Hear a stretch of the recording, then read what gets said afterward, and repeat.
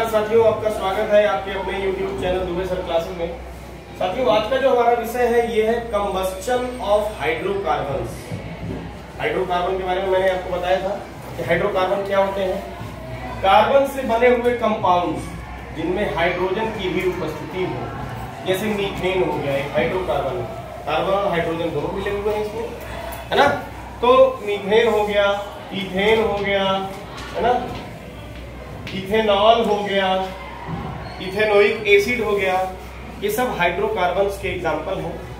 यहाँ हमारा जो मुद्दा है वो ये है कि यदि हम इनका कंबस्शन करें, कंबस्शन जिसको हिंदी में कहते हैं क्या, दहन, में इसे क्या करना है, इसका दहन करना है। दहन करना मतलब क्या है, इसे जला देना है। तो इसको जलाने के लिए हमको अगर हम इसे जलाते हैं तो हमारे क्या परिणाम प्राप्त होते हैं, क्या हमारा रिजल्ट आता है। दूसरी चीज ये कि ये कैसे जलेंगे, जलने पर किस तरह का धुआं निकलेगा, क्या इसमें फ्लेम बनेगी या नहीं बनेगी, क्या यह आसानी से खुली हवा में जल जाएंगे। इन सभी सवालों के जवाब हम इस वीडियो में पाने वाले हैं। तो आइए वीडियो को शुरू करते हैं। सबसे पहला टर्म है कंबस्शन, जिसको हम समझते हैं। कंबस्शन शब्द का ही तात्पर्य है कि ऑक्सीजन की उपस्थिति में जलना। आपको बताया कि कभी भी कोई चीज तभी जलेगी जब ऑक्सीजन पर्याप्त मात्रा में उपस्थित हो, तो कंबस्शन तभी होगा भाई। तो हमने क्या किया, कार्बन युक्त चूंकि कंपाउंड है, तो कार्बन युक्त किसी भी कंपाउंड को अगर आपने उठा लिया, मान लीजिए कार्बन का एक कंपाउंड हमने उठा लिया कोयला, कोयले में आग लगा दिए, कोयला जलेगा या नहीं जलेगा, ऑब्वियसली जलेगा। उसमें फ्लेम बनेगी या नहीं बनेगी, बनेगी। धुआं बनेगा या नहीं बनेगा, बनेगा। शूटे डिपॉजिट्स निकलेंगे या नहीं, शूट मतलब होता है काले कार्बन युक्त धुआं, तो इस तरह का भी सामान देखने को मिलेगा। तो हम तो पहले ही देख चुके हैं कार्बन युक्त कंपाउंड्स का जलना।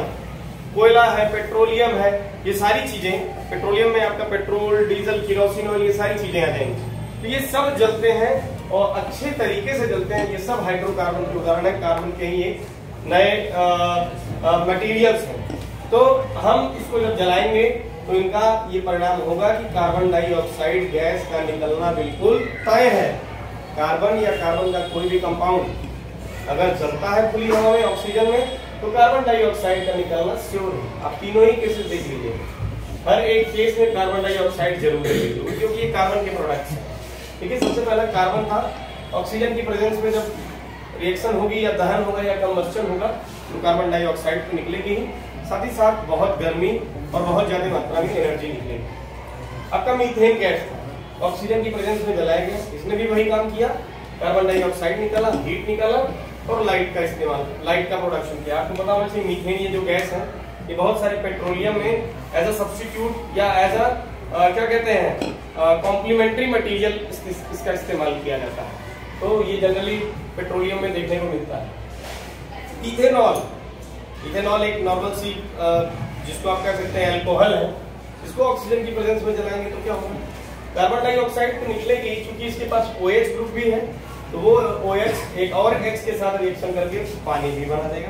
पानी प्लस हीट प्लस लाइट आपको प्राप्त होगी। सवाल उठता है कि ठीक है सर, आपकी मैं ये बात समझ गया, तो क्या कंबस्शन बिल्कुल सबके लिए सेम है।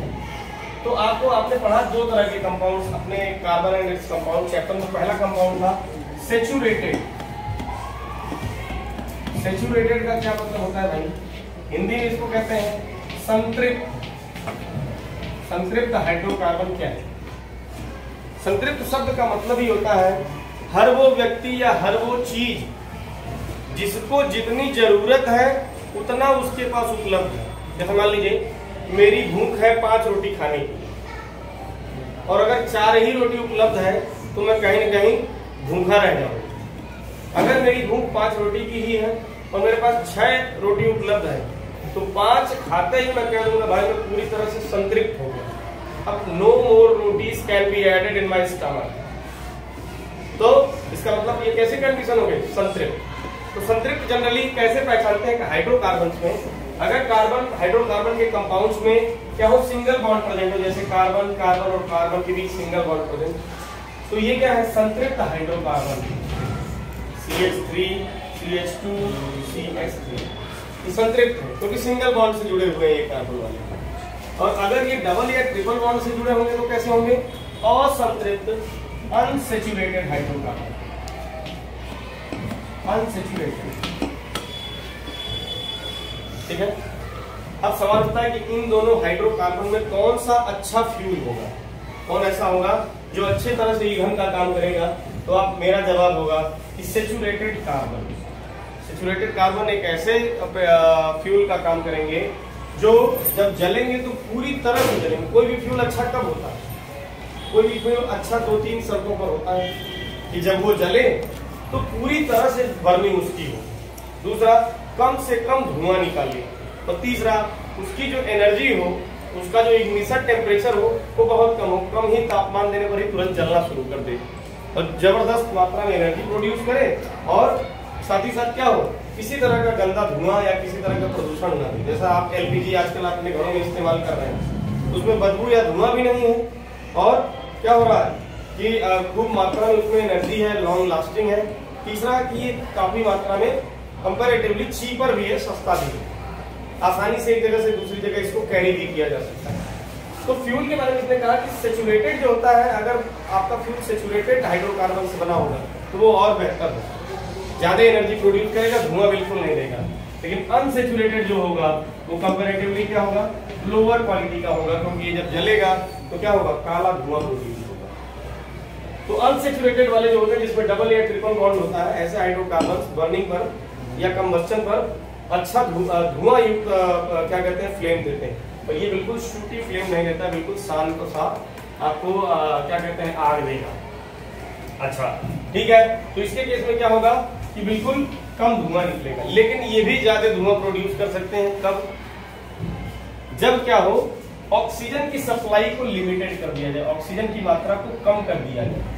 हमको पता है कि कोई भी चीज जलाने के लिए क्या हो, ऑक्सीजन पर्याप्त मात्रा में चाहिए, लेकिन यहाँ ऑक्सीजन की ही मात्रा को हमने कम कर दिया, तो क्या होगा, निश्चित तौर पे फिर अच्छा बर्निंग इसकी नहीं हो पाएगी, ऑक्सीजन की सप्लाई नहीं मिलेगी, तो वही काले रंग का इसका फ्लेम बनेगा, काले रंग का धुआं निकलेगा, येलो कलर का या रेड कलर का फ्लेम निकलेगा। ये जो आपका आग का जो फ्लेम होता है दोस्तों, ये भी कई तरह के होते हैं। जनरली आपने पढ़ा होगा 7th 8th क्लास में, इसका जो आउटर मोस्ट जोन होता है ये सबसे ज्यादा शक्तिशाली या सबसे गर्म जोन होता है, और जो मिडिल वन डार्क जोन होता है ब्लैक कलर का जो मोमबत्ती में, ये क्या होता है, बिल्कुल कम तापमान वाला जोन होता है। तो बाहर ब्लू कलर की, उसके बाद येलो कलर की, उसके बाद रेड कलर की, ब्लू कलर, रेड कलर, फिर येलो कलर, और फिर उसके बाद ब्लैकिश कलर आ जाता था। आपने पढ़ा होगा ये ल्यूमिनस ऑब्जेक्ट के बारे में।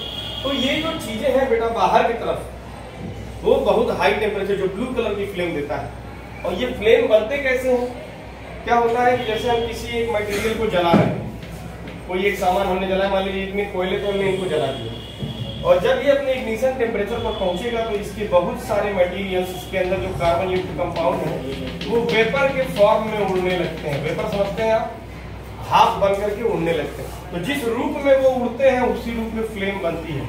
एक समय आता है जब ये वेपर का फॉर्म बनना बंद हो जाता है, तब आप देखते होंगे कि कोयला बिल्कुल लाल कलर का जल रहा है, लेकिन धुआं कोई नहीं दे रहा है, ना ही कोई फ्लेम बन रही है। तो फ्लेम तभी बनती है जब वेपराइज्ड मटेरियल्स प्रेजेंट होंगे। जब ये वेपराइज्ड मटेरियल खत्म हो जाएंगे तो एकदम लाल धुआं होगा, और जब ये लाल कोयला दिखाई देता है, एक्चुअली उस समय कंप्लीट कंबस्टन हो रहा होता है, क्योंकि उस समय धुआं नहीं दिखता है, सिर्फ और सिर्फ क्या होती है, आग होती है। तो ये है बर्निंग का एक फिनोमेनन जो जनरली सिखाया जाता है आपको। तो सैचुरेटेड हाइड्रोकार्बन जलने के बाद जनरली धुआं नहीं देते हैं या गंदा धुआं नहीं देंगे, लेकिन अनसैचुरेटेड देते हैं। लेकिन सैचुरेटेड भी कभी कभी गंदा देने लगेंगे अगर ऑक्सीजन की सप्लाई क्या हो गई, लिमिटेड हो गई।